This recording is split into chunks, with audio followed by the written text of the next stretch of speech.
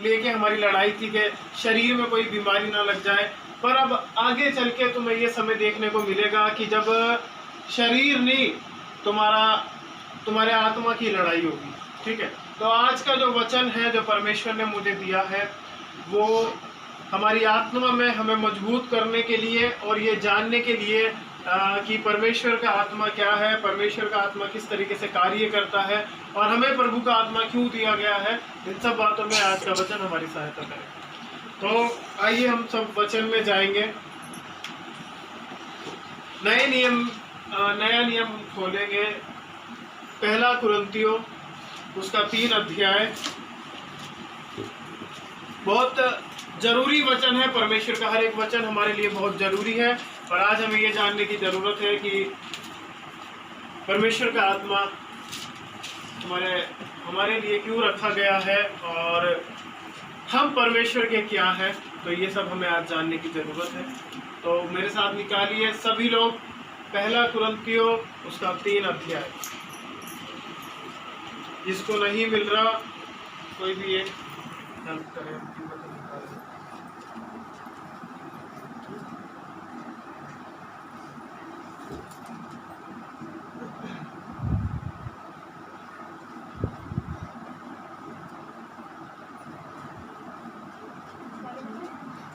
अच्छा ये बताओ, आप सभी ने इतने दिनों में क्या क्या किया?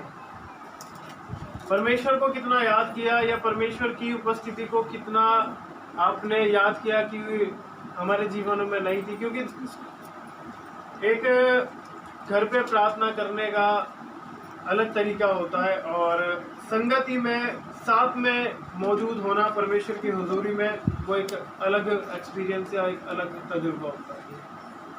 ठीक है, तो जो भी सोया है इस समय वो नींद से जाग जाए और तुम इस समय परमेश्वर की उपस्थिति में हो। ये सब लोग ध्यान रखना, बहुत अच्छे से वचन को सुनना। परमेश्वर का वचन आप लोगों की सहायता करेगा आप सुनने में और आपके जीवन को आगे लड़ाई लड़ने में। कि जब आपकी अंधकार के साथ लड़ाइयाँ हो तो उसमें याद रखना कि आपके शरीर का कोई काम नहीं है, आपकी आत्मा मजबूत होनी चाहिए कि जब आपकी अंधकार की शक्तियों के साथ लड़ाई हो, युद्ध हो। ठीक है, तो इसीलिए पहला कुरिन्थियों 3 अध्याय उसका 16 और 17 वचन हम पढ़ेंगे।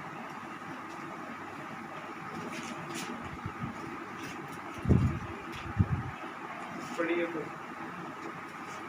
क्या तुम नहीं जानते कि तुम परमेश्वर का मंदिर हो और परमेश्वर का आत्मा तुम में वास करता है? यदि कोई परमेश्वर के मंदिर को नष्ट करेगा तो परमेश्वर उसे नष्ट करेगा, क्योंकि परमेश्वर का मंदिर पवित्र है और वह तुम हो। क्या लिखा है आखिरी में? परमेश्वर का मंदिर पवित्र है और वह कौन है? ठीक है, इसमें लिखा है क्या तुम नहीं जानते कि तुम परमेश्वर का मंदिर हो और परमेश्वर का आत्मा तुम में वास करता है? यदि कोई परमेश्वर के मंदिर को नष्ट करेगा तो परमेश्वर उसे नष्ट करेगा, क्योंकि परमेश्वर का मंदिर पवित्र है और वह है ये संसार के लोग। ठीक है, तो ठीक है, अब सभी लोग अगले 10-15 मिनट यहाँ ध्यान देंगे। ठीक है, सब ध्यान से सुनेंगे।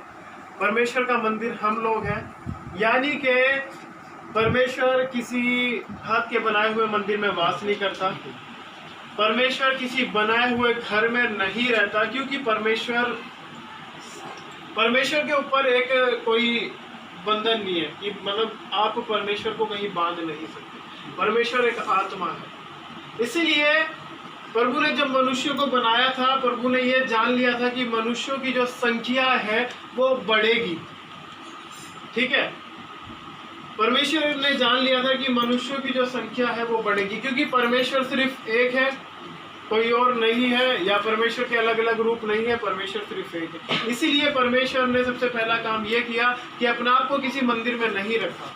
अगर परमेश्वर यरूशलेम में अपने आप को किसी मंदिर में रखता तो रुड़की वाले कहाँ जाते, है ना?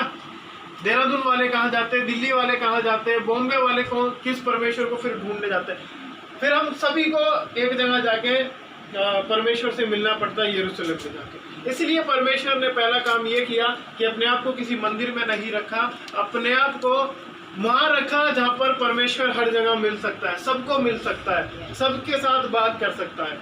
हर एक मनुष्य के अंदर परमेश्वर ने अपने आप को रखा। क्या लिखा है, जब परमेश्वर ने मनुष्य को बनाया तो उसमें आत्मा डाला, ठीक है। इसलिए आज आप बोल पाते हो क्योंकि आपके अंदर आत्मा है।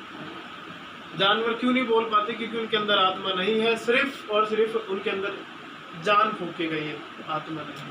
आप लोग इसलिए बोल पाते हो क्योंकि आप सभी के अंदर, हम सभी के अंदर परमेश्वर ने अपने आत्मा को डाला है। और शरीर के काम भी प्रकट होंगे, आत्मा के काम भी प्रकट होंगे। शरीर की अभिलाषाएं भी सामने आएगी और आत्मा की अभिलाषाएं भी सामने आएगी, ठीक है। एक समय आएगा जब आपके शरीर की अभिलाषाएं भी सामने आएगी और आपके आत्मा की अभिलाषाएं भी सामने आएगी।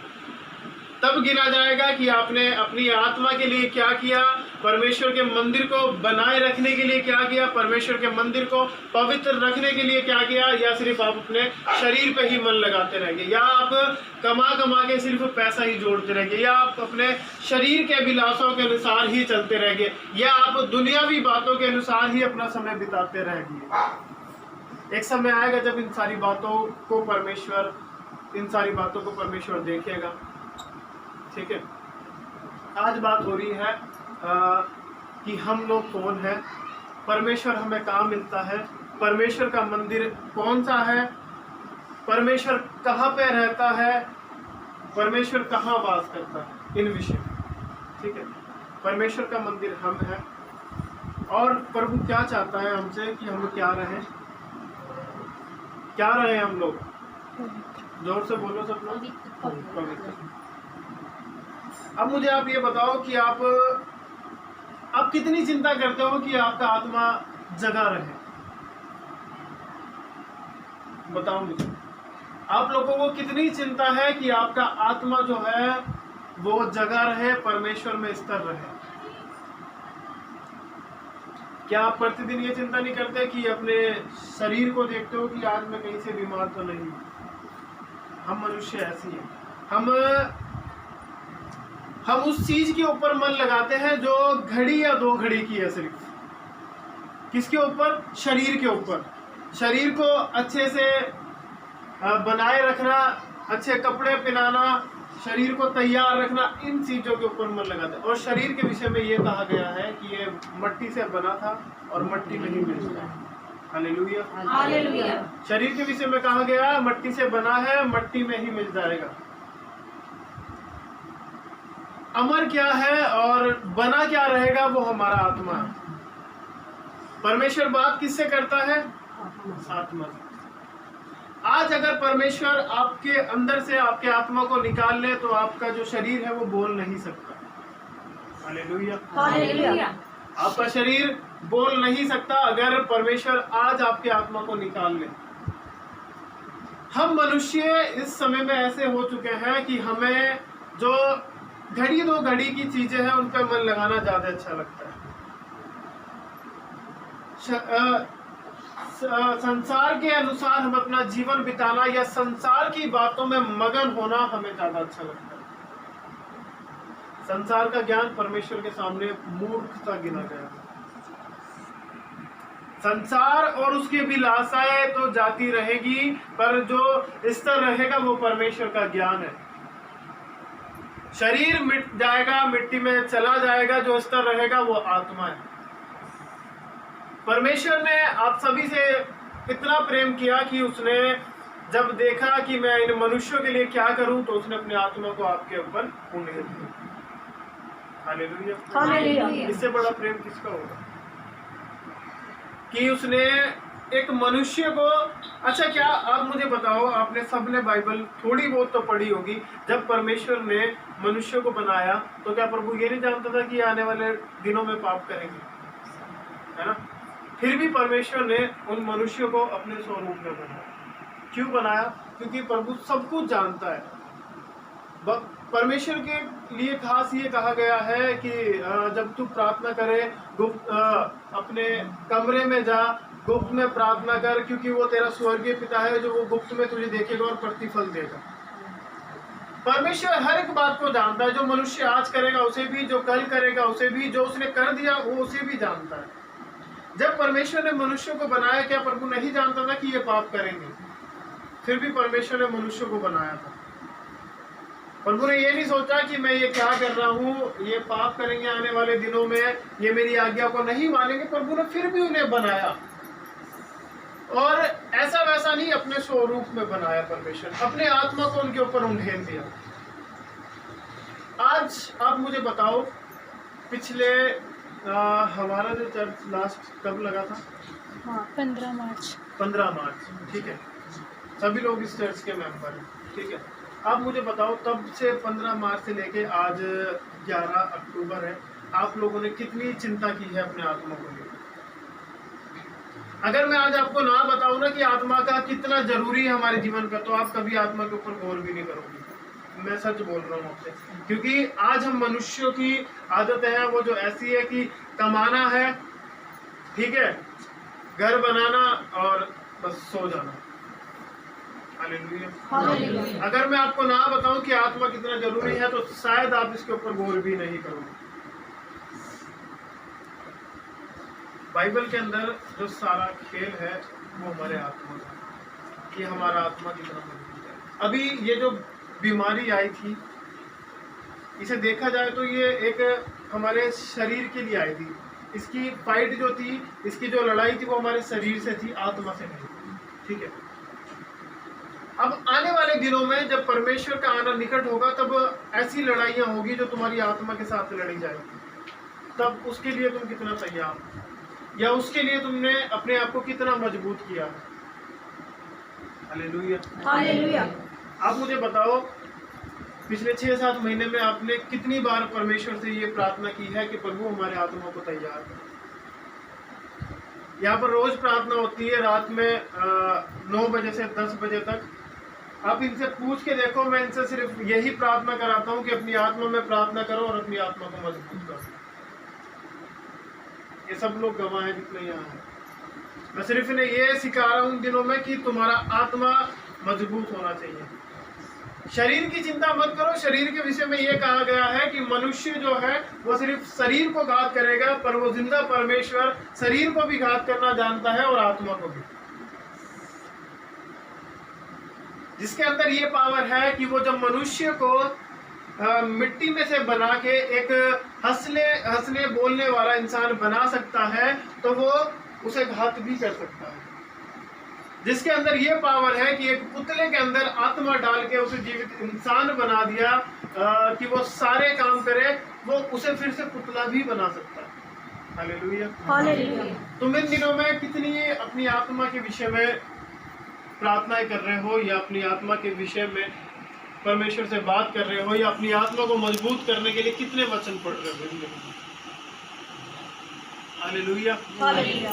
आपको हर चर्च में ये बातें नहीं सिखाई जाएगी, क्योंकि आजकल पादरियों का काम अलग है। उन्हें सिर्फ झोली भरने से मतलब, उन्हें सिर्फ भीड़ से मतलब, कि हमारे चर्च में भीड़ हो, बात खत्म। हमारा आत्मा है जो वो परमेश्वर से कनेक्ट होना चाहिए, परमेश्वर से जुड़ा होना चाहिए, परमेश्वर के साथ मिला होना चाहिए।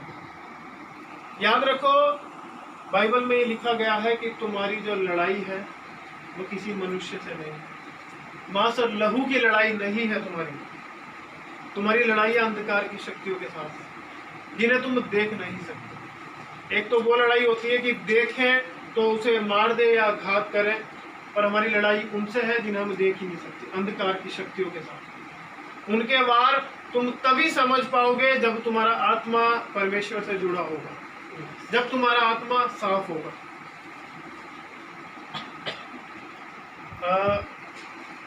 निकालेंगे मेरे साथ मत्ती की किताब,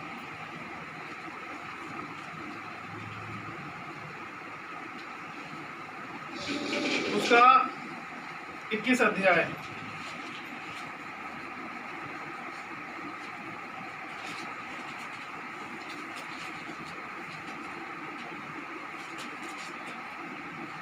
निकालिए मत्ती की किताब उसका 21 अध्याय और पढ़िए उसका 12 और 13। ध्यान से सुनना सभी लोग। यीशु ने परमेश्वर के मंदिर में जाकर उन सबको जो मंदिर में लेन देन कर रहे थे निकाल दिया और सर्राफों के पीढ़े और कबूतर बेचने वालों की चौकियां उलट दी। आगे। और उनसे कहा, लिखा है, मेरा घर प्रार्थना का घर कहलाएगा, परंतु तुम उसे डाकू की खो बनाते हो। हालेलुया। हालेलुया। अब एक सवाल यहाँ पर मेरा यह है कि इसमें लिखा है यीशु ने परमेश्वर के मंदिर में जाकर उन सब को जो मंदिर में लेन देन कर रहे थे निकाल दिया। जब परमेश्वर किसी मंदिर के अंदर वास नहीं करता तो प्रभु यीशु मसीह हमें यहाँ पर क्या दिखाना चाह रहा? जब परमेश्वर किसी हाथ के बनाए हुए मंदिर में वास नहीं करता तो प्रभु यीशु मसीह ने जाके अपना क्रोध उस मंदिर में या उस मंदिर के व्यापारियों के ऊपर क्यों प्रकट किया था? हालेलुया। हालेलुया। कितनों को समझ में आ रहा है जो मैं समझा रहा हूँ? जब परमेश्वर किसी मंदिर में वास नहीं करता तो प्रभु यीशु मसीह क्यों कहते हैं वहां पर कि अपना क्रोध वहां प्रकट करें? प्रभु वहां पर गए और उन्हें क्रोध आया ये देख के कि वो परमेश्वर के मंदिर को नाश कर रहे थे। पता है जब आप लूका में इस चीज को पढ़ोगे तो वहां लिखा है कि प्रभु यीशु मसीह ने एक कोड़ा बनाया और जितने वहां पर व्यापारी थे उन सबको भगाया और कितनों को मारा भी था। आज मैं आप लोगों को ये बोलता हूँ कि वो कोड़ा हम सभी को बनाने की जरूरत है। प्रभु यीशु मसीह हमें यहाँ पर ये दिखा रहे हैं कि वो मंदिर कोई और नहीं, वो मंदिर तुम खुद हो। आज तुम्हारे अंदर भी बहुत प्रकार के लेन देन है, व्यापार होते हैं, तुम गलत बातों पे मन लगाते हो, तुम गलत शिक्षाओं की ओर जाते हो। तुम्हें भी एक अपने लिए कोड़ा बनाने की जरूरत है ताकि तुम परमेश्वर के मंदिर में से इसी तरह डाकू की खो को भगा सको, व्यापारियों को भगा सको। हालेलुया। हालेलुया। इसलिए प्रभु यीशु मसीह उस मंदिर में गए और जाके अपने क्रोध को वहां प्रकट किया कि जो यहाँ पर हो रहा है ये सही नहीं है।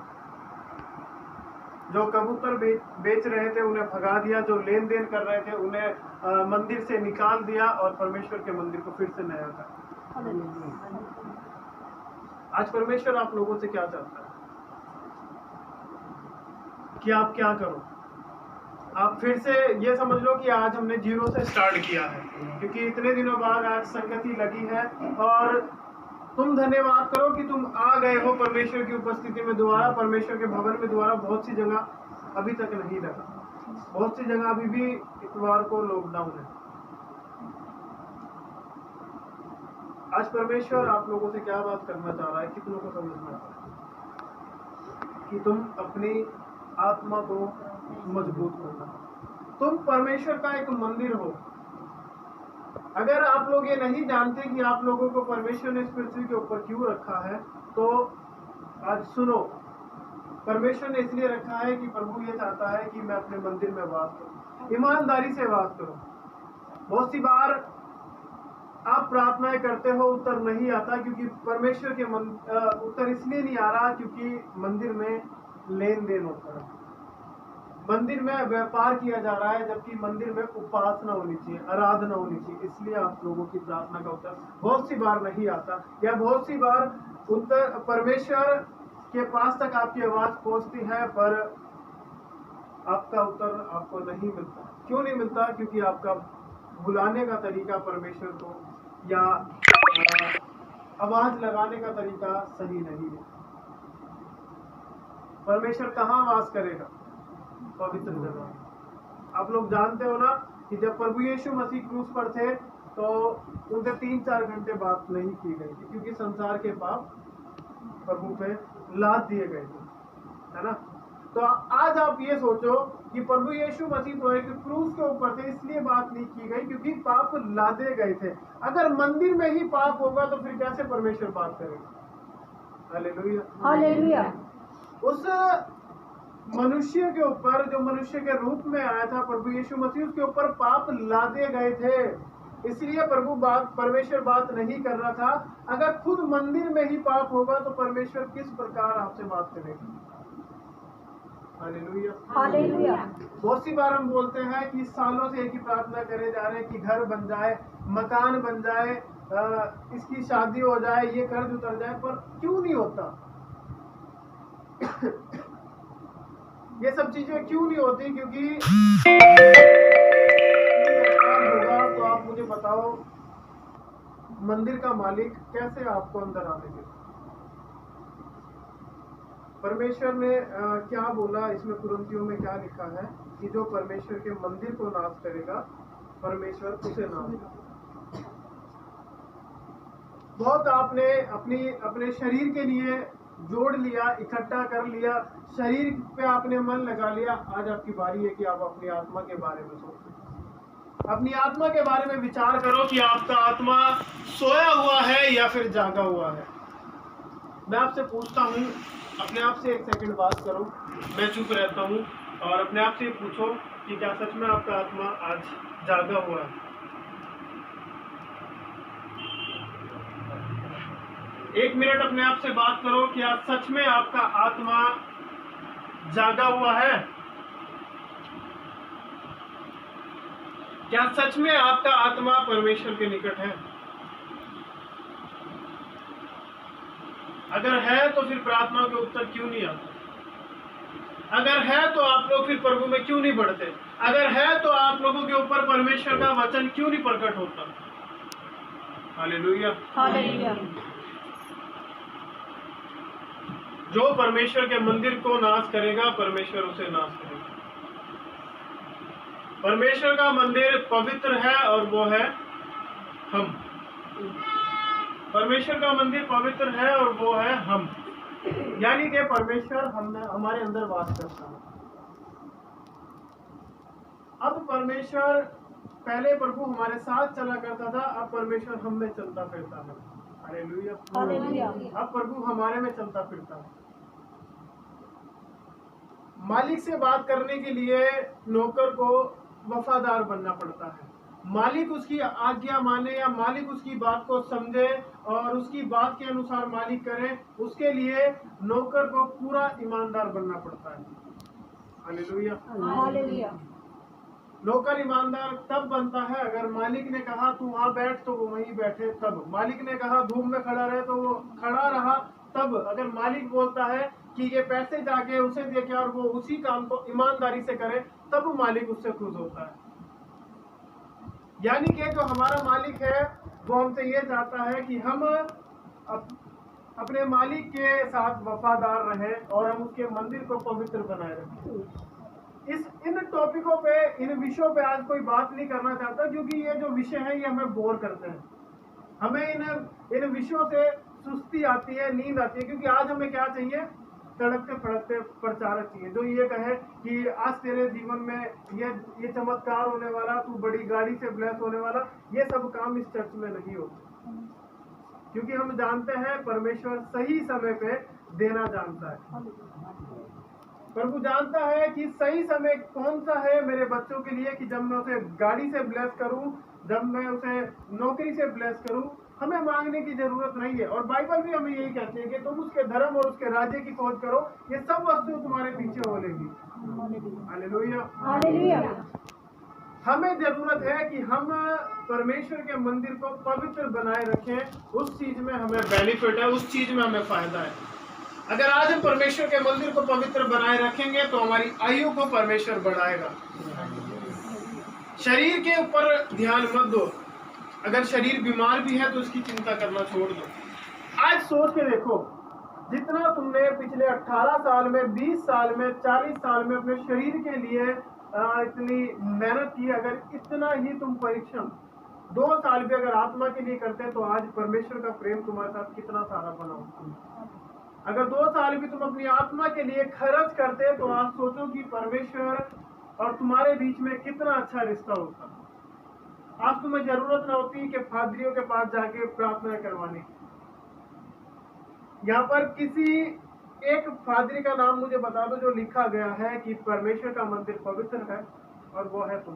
किसी फादरी के विषय में नहीं लिखा गया, किसी एक के लिए नहीं लिखा गया। परमेश्वर ने अपनी हर एक संतान को कहा कि मैं हर एक के अंदर वास करता हूँ। हालेलुया। हालेलुया। हालेलुया। कि मैं हर एक के अंदर वास करता हूँ, चाहे वो मुझे जानता है या नहीं जानता है। प्रभु ने कहा कि मैं अपने जो सूर्य है, मैं उसे दोनों मनुष्यों के ऊपर उदय करता हूँ, वो फिर चाहे भला हो या फिर चाहे बुरा मनुष्य, दोनों के ऊपर सूर्य उदय होता है। हमें जरूरत है परमेश्वर को जानने की, उसके आत्मा को पहचानने की, और हमें ये देखने की जरूरत है कि क्या हम कितना परमेश्वर के मंदिर को पवित्रताई की ओर लेके जाते हैं, या कितना हमने परमेश्वर को पवित्र बनाए रखा है अपने जीवन में। क्यों प्रभु यीशु मसीह मंदिर में गए और अपने क्रोध को वहां प्रकट किया और सबके ऊपर चिल्लाए और कहा, लिखा है मेरा घर प्रार्थना का घर कहलाएगा, परंतु तुम इसे क्या बनाते हो? डाकों की खोज। यानी कि एक व्यापार का अड्डा। ठीक है, व्यापार के अड्डे में सब कुछ हो सकता है। अब वहां पर जुआ भी हो सकता है, ठीक है, गलत काम भी हो सकते हैं, किसी भी प्रकार का काम हो सकता है एक डाकू की खून में। आज मंदिर वही है, जगह चेंज हुई है, आज हमारे अंदर वो सब काम होते हैं। वहां पर क्या हो रहा था? लेन देन हो रहा था, वही लालच हमारे अंदर भी, ठीक है, मंदिर में लेन देन हो रहा था, वही लालच हमारे अंदर है। झूठ बोला जा रहा था, वो हम भी करते हैं। इसीलिए प्रभु ने कहीं अलग से लाके कोई बात नहीं रखी, मंदिर में गया और जाके ये दर्शाया कि देखो जो आज इसमें हो रहा है वो आज तुम्हारे शरीरों के अंदर हो रहा है, यानी कि परमेश्वर के मंदिर के अंदर हो रहा है। इसलिए प्रभु ने एक कोड़ा बनाया और जितने वहां पर लोग थे उन्हें भगाया, जो कबूतर थे उनके पिंजरों को खोल दिया और उन्हें आजाद किया। आज प्रभु हमसे यही चाहता है कि हमारे अंदर जो एक डाकू की खो है, यानी कि हमारे अंदर जो एक शैतान काम करता है, बुराइयों को लेके, चुगलियों को लेके, लालच को लेके, ये सब परमेश्वर की ओर से नहीं है। इस बात को आप याद रखो। अगर आप किसी का न्याय करते हो तो आप परमेश्वर की ओर से नहीं करते, क्योंकि प्रभु ने हमें ये आज्ञा नहीं दी। अगर आप लालच कर रहे हो तो ये परमेश्वर की ओर से नहीं है। अगर आपके अंदर किसी बात को लेके घमंड आ गया तो ये परमेश्वर की ओर से नहीं है। परमेश्वर ने हमें कहा है, हर बात के लिए आप इस वचन को ले सकते हो कि तू मेरे दाहिनी बैठ जब तक मैं तेरे शत्रु को तेरे पांव की चोटी ना करूं। आप इसे किसी भी चीज में ले सकते हो। शत्रु यानी आप उस शत्रु को इसमें गिन सकते हो जो आज हमारे शरीर को नाश करने में लगा, यानी परमेश्वर के मंदिर को नाश करने में लगा है। अगर आज हमारा कनेक्शन परमेश्वर के साथ, संबंध अगर परमेश्वर के साथ अच्छा होता तो आज हम आत्मिक स्तर पे परमेश्वर के नजदीक होते। हालेलुया। हालेलुया। आज हम आत्मिक स्तर में परमेश्वर के नजदीक होते अगर हमारा संबंध परमेश्वर के साथ सही होता, और अगर हम सही टाइम पे ये जान लेते कि परमेश्वर का जो आत्मा है, परमेश्वर का जो मंदिर है वो हम लोग हैं। अगर हम सही टाइम पे इस बात को जान लेते। बहुत सी बार हम क्रोध में आके परमेश्वर को भी साइड में रख देते हैं, बहुत सी बार ऐसा होता है। हालेलुया। हालेलुया। कितनों को समझ में आ रही है? कौन लोग हो तुम? आज मुझे बताओ, परमेश्वर ने कहां पर अपना घर बनाया? हम मनुष्यों के। देखो, आप प्रभु को जानते हो या नहीं जानते हो, ये याद रखो कि तुम परमेश्वर का मंदिर हो, और कहा गया है परमेश्वर का मंदिर पवित्र है। कोशिश करो शरीर पे मन लगा के नहीं, दुनिया की बातों पर मन लगा के नहीं, अपनी आत्मा के बारे में सोचो। आज मैं आपसे पूछ रहा हूं कि आपका आत्मा कितना मजबूत है कि जब दुख आए, क्लेश आए तो आपका आत्मा तैयार है उसके। आपकी एक समय आएगा, मुझे नहीं पता आप लोग कितना तैयार हो प्रभु में बढ़ने के लिए, पर मैं आज आपको एक बात बताता हूँ। एक समय आएगा जो आपकी गर्दन पकड़ पकड़ के, आपको मार मार के ये बुलवाया जाएगा कि बोल तू यीशु मसीह को नहीं जानता। एक समय आएगा, और बाइबल में लिखा है उद्धार उसका होगा जो अंत तक टिका रहेगा या धीरज रखेगा। जो परमेश्वर में ईमानदार रहेगा, चाहे उसके गले पे तलवार रखी जाए, चाहे उसके साथ कितना ही क्लेश हो, जो ये कहेगा कि मैं परमेश्वर का हूँ और परमेश्वर से जन्मा हूँ, उद्धार उसका होगा, परमेश्वर स्वर्ग में उसे लेके जाएगा। क्योंकि बाइबल हमें ये सिखाती है कि ऐसा भी समय आएगा कि जो विश्वास में बहुत अच्छे हैं उन तक तो भरमाया जाएगा, और जो चुने हुए हैं वो तक भरमाए जाएंगे। हालेलुया। हालेलुया। इसलिए मैं आज आपको ये बता रहा हूँ कि शरीर से ज्यादा मजबूत आत्मा का होना अच्छा है। जितना मजबूत हमारा आत्मा होगा, दो फायदे हैं आत्मा को मजबूत करने के। पहला फायदा यह है कि अगर आप आत्मा को मजबूत करते हो, परमेश्वर के साथ आपका सीधा रिश्ता जुड़ता है। दूसरा फायदा ये कि जब अंधकार की शक्तियां आपके ऊपर अटैक करती है, आपकी लड़ाइयाँ होती है, तब आप जान सकते हो कि ये लड़ाइयाँ हमारे लिए कहाँ से है, यहाँ भी इन्हें कैसे हरा सकते हैं। हालेलुया। हालेलुया। मैंने पिछले संडे आप लोगों को कुछ बताया था कि उस राजा ने ये जान लिया था कि मुझे क्या करना है ना।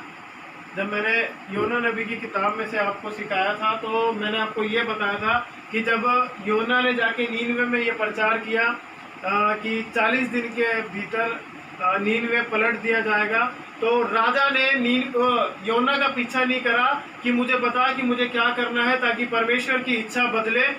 राजा ने अपने दिमाग से, अपने आत्मा से ये जाना कि हमें जरूरत है कि हम उपवास करें। हर एक विश्वासी को ये पता होना चाहिए कि उसका आत्मा किस स्तर पे है परमेश्वर के साथ। हर एक विश्वासी को ये मालूम होना चाहिए कि उसका आत्मा कितना मजबूत है परमेश्वर के साथ। हर एक विश्वासी को ये पता होना चाहिए कि आप कितनी लड़ाई लड़ सकते हो अंधकार की शक्तियों के साथ। हालेलुया। हालेलुया। सबको समझ में आ रहा है या नहीं आ रहा है? सारा जो खेल है वो आत्मा का है। शरीर के विषय में चिंता करना छोड़ दो, अपनी आत्मा को मजबूत करो, ज्यादा फायदा रहेगा। तो मैं उम्मीद करता हूँ कि आप सभी को समझ में आया होगा जो आज समझाया गया आपको। ठीक है, आइए सभी लोग अपनी आंखों को बंद करें।